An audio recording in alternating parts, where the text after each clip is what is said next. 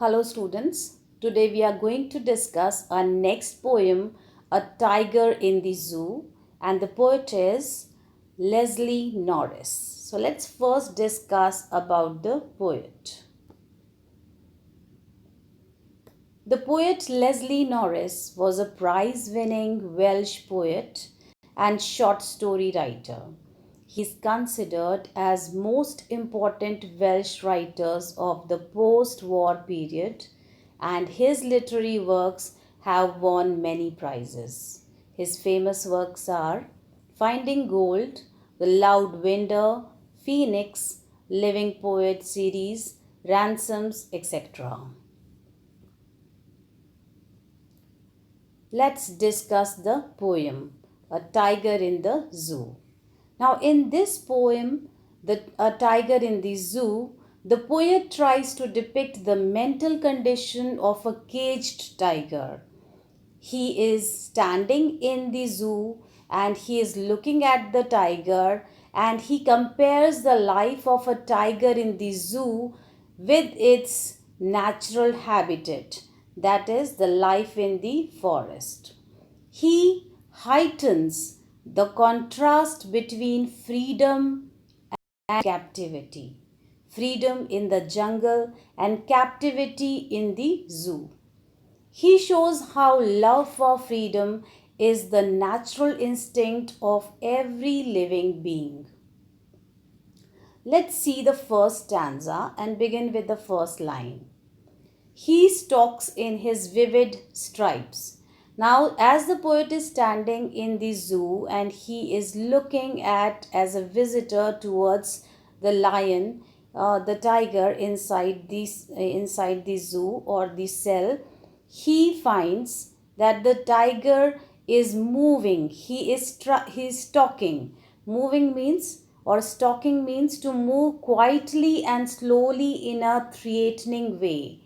So, as compared to the forest where there's a large area, here in the concrete cell of the zoo, there's a very limited and small area where he can move. He is just moving up and down in the cage, and there is a very less space. So we can see the sharp contrast between his life in the forest and his life in the zoo. So here in the very first line, he stalks in his vivid stripes. Vivid means bright and clear. And stripes, you know that the tiger has long, narrow bands on his body, on his skin. The few steps of his cage, and only a few steps can be taken because the cage is very small. Here we can understand and we can realize how inhuman we human beings are, that we captivate them and make them live in a very small area which is very unnatural for their life. On pads of velvet quiet, and he can see the velvety feet of the tiger. So here the tiger's paws are compared with the velvet, and there is a metaphorical comparison here made that the paws of the tiger are so velvety, so soft to touch, that they have been compared with velvet. Next, in his quiet rage, he is very angry. He has a lot of strength. He can rule the whole forest. But right now, he is captured and he is made helpless by putting him in the zoo concrete cell. So he is very angry. That is, he is in rage. But he is quiet because he is helpless. He cannot break the concrete cell and he cannot go back to the jungle. So here we see that how small the zoo cell is, and he can hardly take a few steps along the length of the cage. He looks majestic as he slowly moves up and down in his cage. So we know that the tiger is a very majestic animal but is made helpless here by the human beings. In spite of all his strength, He now lies imprisoned behind the bars. The caged tiger is very angry. He is full of rage but quiet as he is helpless. So, this is how we have seen the stanza first. Let us see the rhyming scheme. ABCB is the rhyming scheme where we can say that the cage and rage rhyme with each other. We have seen personification being used in the first line. We have seen metaphor, how metaphorically tigers' paws are compared with velvet. We have also seen here enjambment being used here, that there is a sentence that is continuing to the next line without any punctuation marks. So, how he stalks in his vivid stripes the few steps of his cage. And imagery, we can imagine, we can visualize as the poet is describing. Poet tries to create an image about the tiger, and we can also imagine a tiger inside the zoo and the concrete cell. Consonance. Consonance is the use of repetition of consonant sounds. Here S sound is repeated, stalks, his and stripes. Assonance is the repetition or more prominence of vowel sound. In this, in his vivid stripes, we can see that the I vowel is repeating.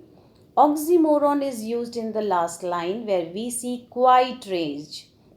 Oxymoron is a combination of opposite adjectives. So rage is just opposite to quiet, and that has been used in the last line. Let's move on to the second stanza. The second stanza goes like that. He should be lurking in shadow. Now, poet was actually standing in the zoo and he was looking at the tiger. Exactly at the same time, he felt a lot of pity arose in him, and he started comparing that suppose the tiger would have been in the forest, what would be his life if he had been in the forest. So we will now come back to the forest and imagine and understand and contrast his life in the forest. He should be lurking in shadow. He should have been, instead of being in the concrete cell, he should have been lurking, that is hiding in shadow. You would have seen in National Geographic Society and all these channels, animal channels, how the tiger and these animals live in the jungle and how they catch their prey, especially deer, how they run after the deer, how they hide in the tall grasses. So this has been mentioned here, that how the poor tiger's pitiful condition is there in the zoo, but if he had been in the forest, he would have been hiding in the shadow, sliding through long grass. And you know that all these animals come to drink water at the water hole, or you can say the water bodies or the pool of water. And the tiger always keeps hiding in through the long grass, and he is slowly hiding and then moving, and as soon as he is able to find the right situation, he runs after the prey, that is the deer, and he catches it. And in this way he has a very nice feast. So here near the water hole, he comes near the water hole where plump deer pass. Plump means chubby or fat and healthy deer.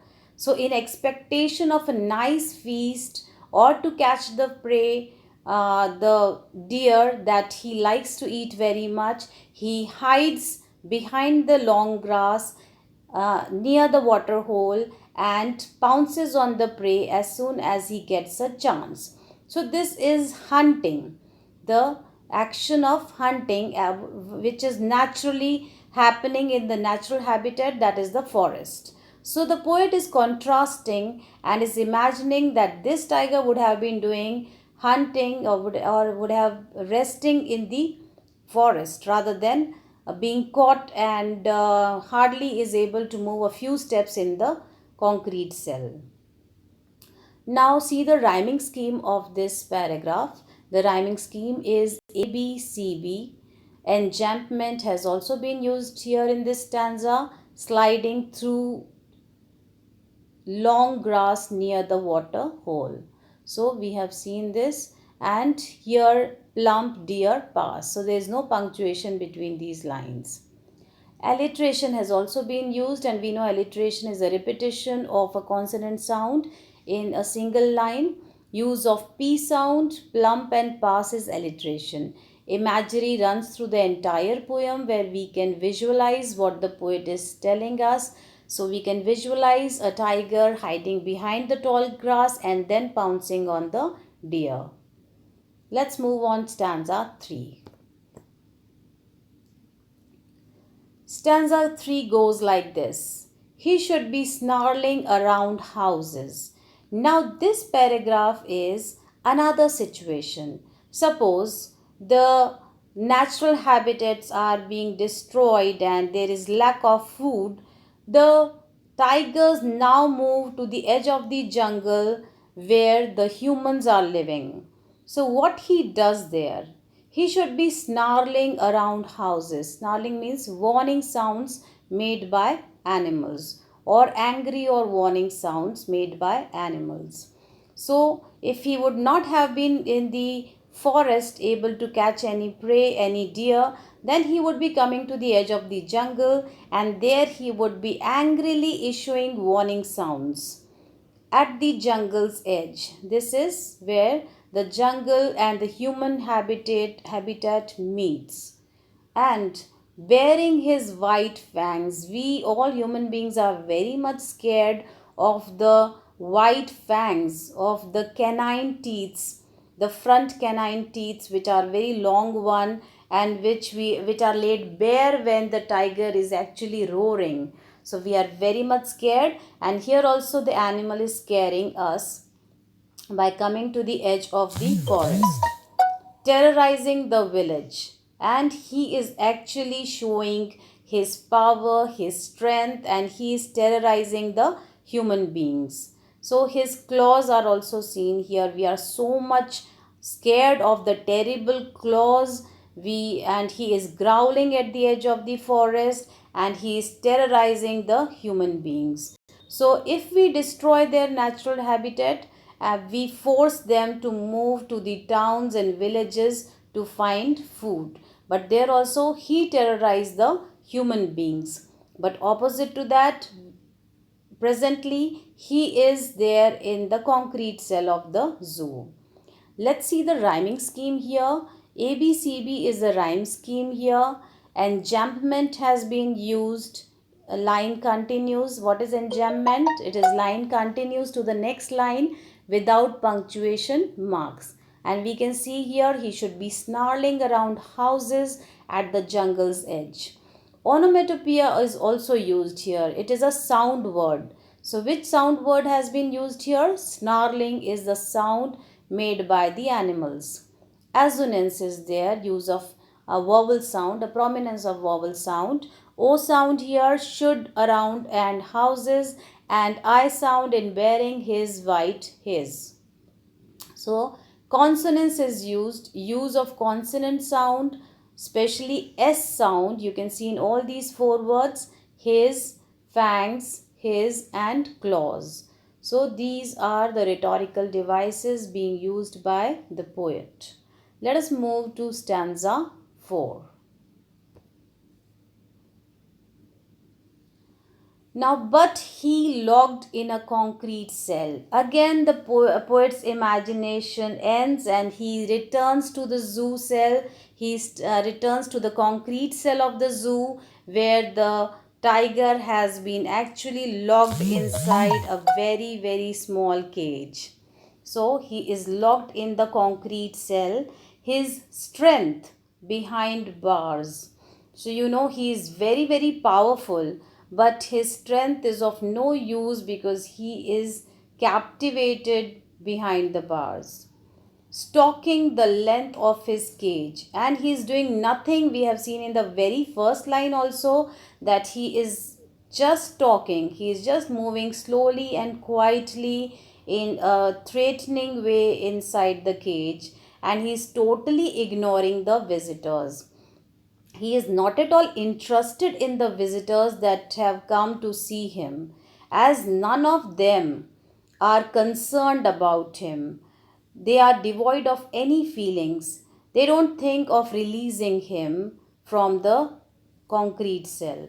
Moreover, he hardly gets any rest due to their presence during the day. They are always disturbing him, and he is not even able to take rest. In this stanza, we see that in the second line, metonymy has been used.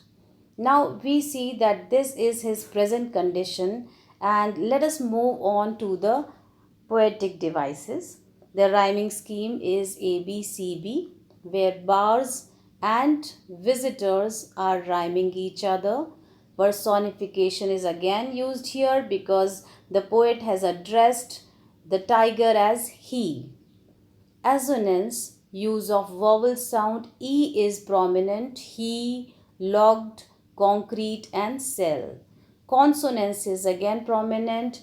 Use of consonant sound S, his, strength and bars. Alliteration has also been used here. B sound has been alliterated, behind and bars. Now metonymy is another poetic device that has been used in the second line. Metonymy is a rhetorical device which consists of substitution of the name of attribute or adjunct or quality or supplement for that of the thing meant. Here you can see that the poet uses the word strength to mean the body of the tiger, where the entire strength of this majestic creature resides and which is locked up within a cage. So this is another poetic device that has been used in this paragraph. Let us move to the next paragraph. In stanza 5, in stanza 4 also we had seen that how he ignores the visitors and he is not allowed to take rest in the concrete cell of the zoo. Here also, so during the day we have seen the visitors were disturbing him. Now you can see that how disturbing is the schedule here, that he is even disturbed at night. He hears the last voice at night. And which is this noise? This noise is of the patrolling cars. So these patrolling cars are moving to guard the animals. But we know very well that they are not actually guarding the animals, but they are safeguarding that the animals have not broken away the zoo and cell, and they have not got out. So the patrolling cars are very vigilant even during the night, and their sound, the lights and the illumination due to the lights are not letting the animal sleep even during the night, and stares with his brilliant eyes. So here it is said that he is just staring, he is just gazing with his very bright eyes. So he is inside the cage, an animal with bright eyes. And what is outside? He is looking at the brilliant stars. So inside the bright eyes are looking at the brightly shining stars outside. But what is the contrast here? That he is captured and nature is free. The stars are free, but he is inside the cage. So here we see that how the tiger has lost all hope and feels hopeless here in the concrete cell of the zoo. He thus stares at the brilliant stars shining brightly in the sky, looking for some comfort and hope in these stars. His brilliant eyes hopes that he would be able to run free in the forest one day. So here we see that in this poem how the poet conveys. Let us first discuss the rhyming scheme. Here ABCB is the rhyming scheme, enjambment is again used here, and stares with his brilliant eyes at the brilliant stars. So without any punctuation, the line continues. Alliteration, he hears, H sound has been alliterated here, and assonance we can see here that the use of I is again prominent with his brilliant. So this is how the poet tells us about the tiger inside the zoo.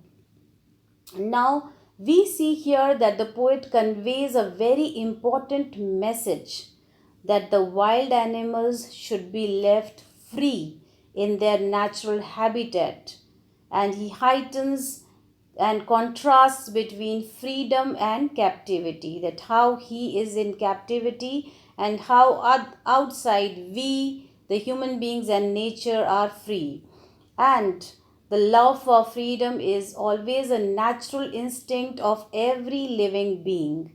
And there here is always a hidden messages there that we should all conserve wildlife, we should preserve the forest, the natural habitats, we should not cut down, and just for our happiness and our entertainment, our amusement, we are captivating these animals. This is completely inhuman. So this is an attention drawn towards the fascination of human being towards animals, but we should not captivate them. I hope that you would have understood this poem. Please read, revise, and comprehend it nicely.